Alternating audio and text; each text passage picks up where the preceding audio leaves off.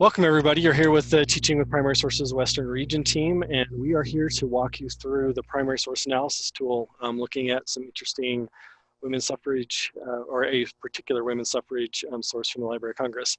We want to start off, first of all, just by introducing you, if you've not seen it before, to the Library of Congress primary source analysis tool, which is a simple but powerful way to do a primary source analysis, basically. And it works with pretty much any of your elementary students clear up to adult learners. It's a simple but powerful tool.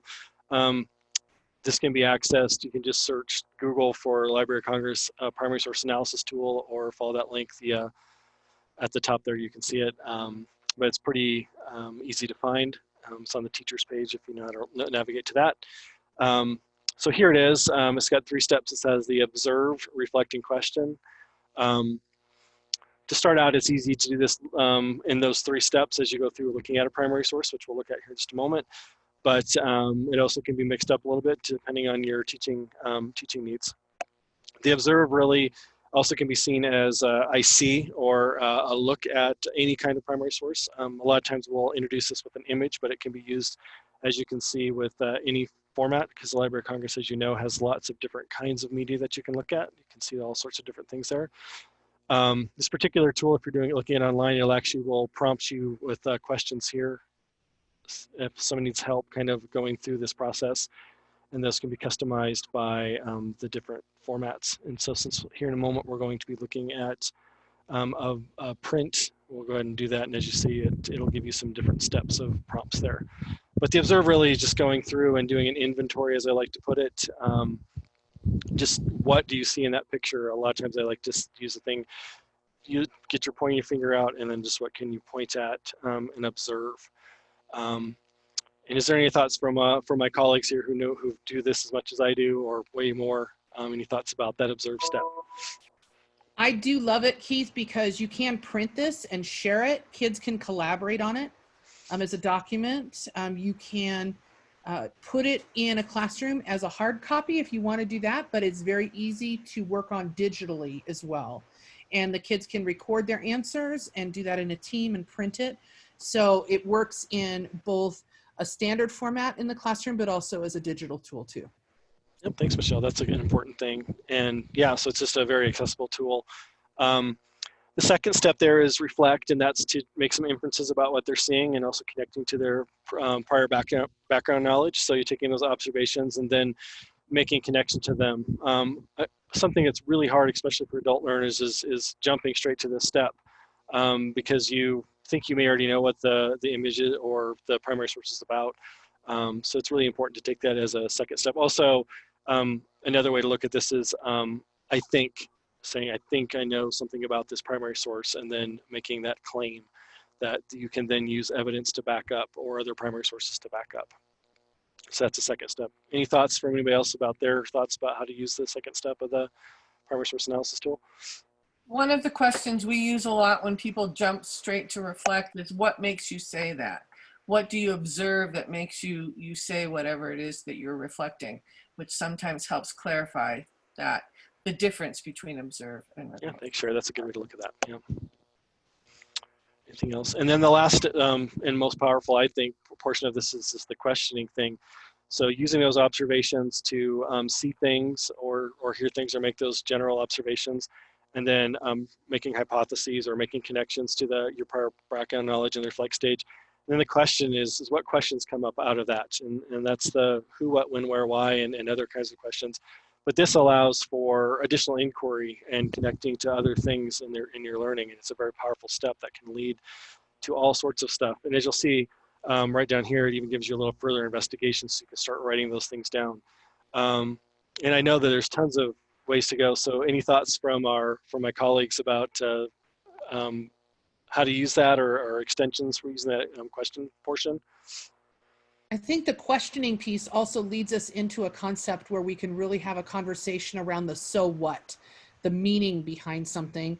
It's taking what they think they know in the reflection or some of those ideas and background content and asking the questions that make it jump up to a higher level of thinking, that they can use inquiry to research to say, why does this matter? Why is it important in history? Why is it significant? How does this primary source show that? Yeah, and I was going to say this part of the process really lends itself, like you said, Michelle, to the inquiry process. This is where the engagement, the exploration come in, driven by student questions themselves. Yes, so if students want to do a research project, this is the questions, give them their buy-in to doing that, rather than the teacher saying, oh, let's research suffrage. Yeah, and the note on that too is that if there is a research project or research paper, those observations and reflections are the beginnings of the claims you're making. So the observations are the evidence, the reflections are the claims, and then the questions are where to go afterwards. We've also talked a little bit under further investigation about whose voices are missing, who's not here, what biases might you see in this. So to push kids even further to ask questions around, here's what you see, but what don't you see? What's missing and who's missing? Yeah, thanks everybody. And as you can see just from our quick run through of this, that it seems like a simple three-step process, but this leads to some incredibly powerful inquiry-based learning that puts that in your students' hands to steer their own inquiries and their own learning. And with that, I think this would be a good opportunity for our team just to kind of show you what it looks like to walk through that observe, reflect, and question process from the get-go. So I'm just going to pull up a primary source here and bring it up full screen, and then we will just kind of walk through that process, and I'll just facilitate that a little bit and have everybody go through. So we'll start off and go ahead and as politely as you can online, go ahead and start calling out some observations. Well, I personally like that the gentleman's holding the kids, so he's in charge. Well, look at the ladies from the waist up. She almost looks like she has a man's coat or whatever. She looks like more in a man's dress than a woman's dress. Yep. She even has a tie on, right? Right. Yes, a tie and a coat, lapels, etc. Yeah. Yeah. She has almost a men's hat on, maybe with a feather in it. It could be a women's hat of that time period. I'm not sure. I'd have to investigate that. So again, yeah. So we're the man's face. He certainly looks a little worried. But look at the woman's face. She looks pretty smiley. I just want to pause for a moment just to show how hard it is to jump from that observe into that reflect piece, because you start making those inferences right away when you're making the connections. So like I said, you know, it's something that we always mention when we model this for teachers and students. Really being purposeful when you start out doing this about the observations and just really doing the I see and trying your best not to do the reflection and the I think piece. I Well, see to go a to that cat. note, I see laundry between buildings that's going from window to window. And I also see a clock on the shelf that looks like it may say 8 o'clock, or maybe it's 20 minutes to 12. But it has a time on it. I see a sign that says votes for women. Yep. Hanging on the wall. I see a broken plate on the floor and a cat that looks like it's been startled. Perhaps the cat's reacting to the plate falling. I see a teapot or something in the back, and it looks like there's some steam coming out of it.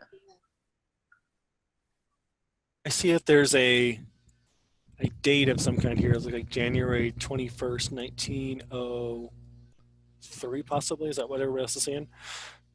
Where is that? Can you Right point up, it right with up your in here. Can you see my cursor? Yeah. It's up on the shade of the window. Okay. Mm-hmm. And just an aside, sometimes those dates are stamped when the Library of Congress received the document. It might not be an indication of when the document was created. So if we look at the lower left, we see something that says copyright, but I don't know if that's a date either, and it doesn't appear. It looks, well, 1909, is that what that says? At this point, yeah, we could just say copyright 909 E.W. Gustin, Gustin. Is that 909 or 1909? It could be 1909. It looks unclear. Is But that there's a some. ballot box next to election day? The little, That's what I was thinking too. It looks like a ballot box. There's a note that says hen party on the, yeah. Huh. I see an apron on the man. Oh, yeah. Yep. Absolutely. So I think we have a fair amount of observations here, and maybe enough to maybe make some reflections, which we've already started doing. But we can build upon your observations and make some reflections, some reflect piece, or some I think. What do you think you know about this? I think she's leaving. What makes that, Raleigh? Well, she's got her back turned to him, and he's drawing her back to this tumultuous context, and she's on a to-do errand run, it looks like, and that errand, I think, is to cast her vote. I think because of the sign on the wall, she's been thinking about this for a while, or someone in their house has. Like, this has been enough to put a picture on the wall and have that preparation. I think the babies are actually cheering and not crying. Well, I think Dad is definitely a little nervous, whether he's nervous for her voting or nervous because all of a sudden he's taking care of the kiddos and the startled cat. He doesn't look like he has the most happy face on his face. I mean, he's looking a little scared. And I think, Raleigh, that those kids don't look happy at all. So we have two different points of view, what we're seeing. I think he's sad that it's taken such a long time for women to garner the opportunity to vote. I think that's his grimace. It's not that he's taking care of the children. I think this was it looks like a postcard, or it was published in a newspaper maybe. Magazine, maybe? Mm-hmm. I also think based on the date at the bottom, but also the technology, the tea kettle, the laundry hanging out, that this may be, and the way that they are dressed, it may be the turn of the century or the early part of the 20th century. I think we have a fair amount of connections there. For the sake of time, maybe we'll just move on to what questions do you have? Well, here's what I wonder. Is this supposed to show a larger picture of what men think when women want to go get the vote? That, you know, the reaction of men could be, oh my God, she's going out the door and leaving me alone. Is that just this man, or is that men in general?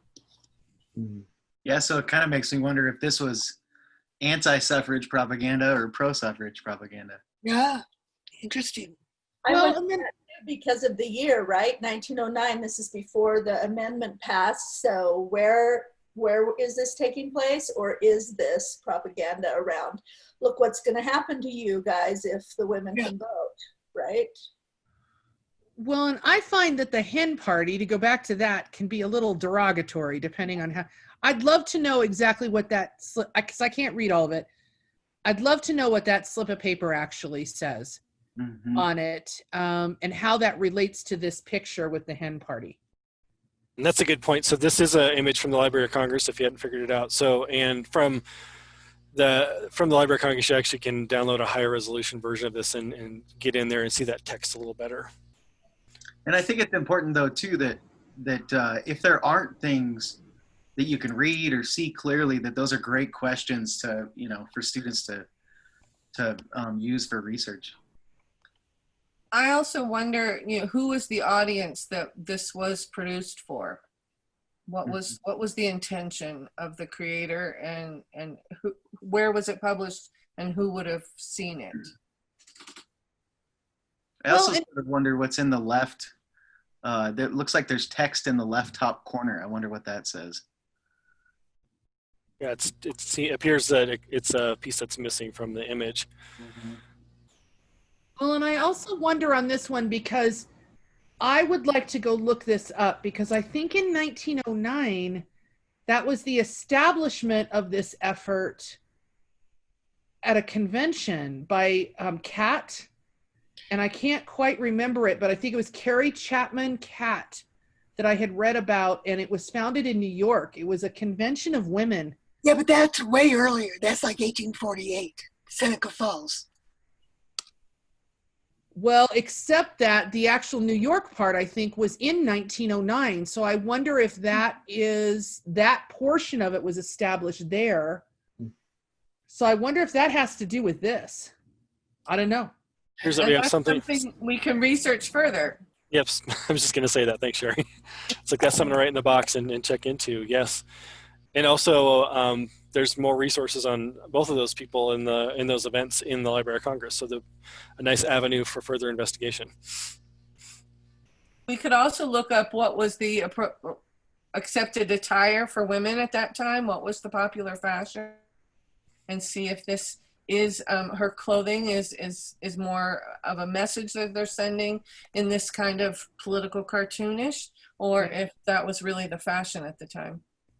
I'm wondering possibly if this is a caricature of a particular woman or a suffragist that they're possibly doing. I don't know. It's a possibility. It'd be interesting to look into that further.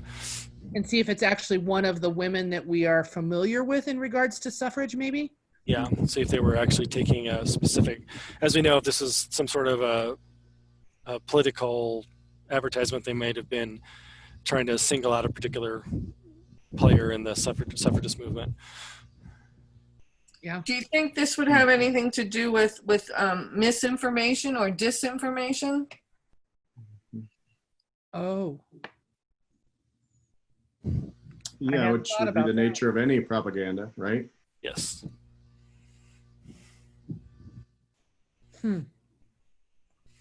So, and if so, what would that disinformation be? What would the intent be? I also wonder about the audience for this. Who are they trying to speak to? Yeah, I wonder what if this is part of a series. So I'm imagining, if this ran weekly or whatever, or if there's an appropriate or viable audio that could be linked to this. Oh, yeah. Yeah, that's another strategy you could use. It's like this one's called Election Day. Is there other in this series that have other titles, or remove that Election Day and put a new caption in there? It could also be fun to look at different points of view and put little thought bubbles on each of the people in the scene, and have it the thought bubble be from anti-suffrage and another version from pro-suffrage. Yes. I'll take the baby, the one that's screaming. It's rough now, but it's getting better, right? Yeah. Well, with that, we didn't want to spend a huge amount of time. I want to make this a fairly quick and easy model of how this might go. And thank you for helping out with that. Is there any other final thoughts or extensions that you might have for this before we call it quits for this particular? I would love to go back, Keith, if you can, and just show that analysis tool one last time, because there's a functionality on it that's really pretty cool. It's that email functionality. Could you click on that for just a sec? Because you can actually have kiddos email this to you, but what I love about it is when you go to email it and it prepares for that, it will actually, yeah, you've just got to hit the email, I think. Yeah, it's down on the bottom under. Is it on the, oh, sorry. Yeah, if you can scroll down, it's right there on the right, Keith. Thank you. Also really important. You can also download it and print it Yes. as well, but the email function. Thanks, guys. It's all good, but I like because it gives some accountability to kids about naming their primary source. So that means that they have to use the bib information or the title of the primary source and provide a URL. And this is really great if they're selecting their own primary sources, so that it makes some accountability for what the source is and where they got it, which is pretty cool. Any other final thoughts from the rest of you? Yeah, it's advantageous to note how powerful this can be when used with English language learners and emergent learners. The levels of thinking that are related to the observe, reflect, and question for each part can really hopefully help you see where your students who maybe have limited language capabilities or access to a new language, they can participate rigorously and purposefully and establish their role in the learning environment. Yeah, and this is a great way to do vocabulary and building vocab that ELL learners might not know, but also for students to learn from each other in that collaborative kind of learning environment. And in my experience, the ELL learners are much better at the observation because they do that all day, every day. Think of this in a remote learning situation too. So we just modeled for you how we could do this in a small group or as a whole class activity, and then students could even go back and fill out this reflection and send it to you as a final assignment. So works for remote learning as well. All right. And to remind you, oh, go ahead. You're good. I was going to wrap it up, so go ahead and give us our final thought, Riley. Well, no, I was just going to point out how messy the process was for us and how we didn't really just stick to one category of observation or through this source analysis tool. One way to get students to do that, which we alluded to and kind of pointed out earlier, is to use the prompts that are associated with this as well and get them to say, I see, and then they can guide themselves through the process of, I think, I wonder. So really kind of compartmentalizing their thinking and slowing them down. So just a caveat to support your use of this. Yeah, and it's a good thought. Yeah, a very powerful tool, and enjoy using it throughout the course and in your teaching if you're not already using it. And thanks you all for joining me today, and we will enjoy hearing from you. Thank you. Bye.